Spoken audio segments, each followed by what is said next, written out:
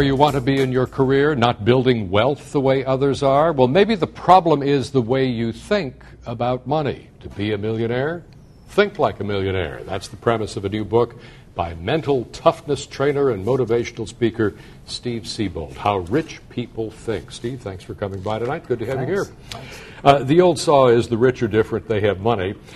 Your corollary is they're different and they have more money because they think differently about money. What's the primary difference between those folks and the rest of us? They look at money, RD, through the eyes of abundance, opportunity, freedom, whereas I think most of us look at money through the eyes of fear and scarcity. That's the biggest difference. You talk about saving versus earning. Right. The rich are focused on earning, especially now when investments are going to, the days of 10% may be gone for a while, unfortunately. So we're looking at 3, 4, 5% returns across the board. They're going to have to focus on earning, and that's what they've taught me for 26 years. That's what their primary focus is, because that's where the big money really is. And if you're earning 3 or 4%, you've got to have pretty big money invested. Most of us think that the avenue to success is hard work. You work hard at it, you put in extra hours, you see where it leads you. The rich have a slightly different take on that. That's what they taught me in college too, RD. I don't know what it was. It was hard work. And they got pretty good grades learning that. Yeah, exactly. Yeah, it's leverage. They say it's leverage. That's what they've taught me for all these years. Is they leverage everything: their ideas, their education, their money, their contacts, their credibility, etc. Are these distinctions less noticeable in a recession, in a down economy like we have now? I think they're more noticeable, honestly. I think we're going to have more wealth built in the next 5 years than we have in the next 20 among the top 1% of income earners because of the way they think. With all even in Boston here, with all the problems going on worldwide, there's more opportunities, more problems to solve, more money to make.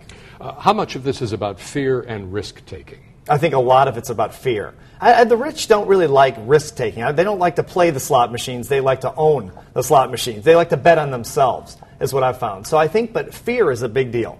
But rich people hang with rich people, don't they? They certainly do. They try to. I think that's because consciousness is contagious, as Freud said years ago. And they know that if you get around people who are abundance-based and they're not afraid, you're going to get great ideas. Can you learn this? I mean, you've got 100 tips in your book. At some point, you've got to turn the tip into action. How do you do that? I think you learn the differences in thinking between what I call the middle class or the average person financially and the world class or the rich. You learn the differences, you start adopting their philosophies, their habits, and their actions, and then you got to go to work, especially mentally. Complicated, though, if you've got to pay the mortgage every month, there's a chance you're going to lose your job, medical premiums are going up. There are a lot of outside pressures that perhaps influence your ability to click over into another cycle. No one ever said it was going to be easy to be rich. This is America, though, right? This is what this country was founded on, so definitely some work. Mental toughness trainer. I have to ask you about that. What's a mental toughness trainer? It's really learning to control your thoughts, your emotions, your thoughts, your philosophies, your habits. It's really about mental control. About focus? Yes. And discipline? Definitely.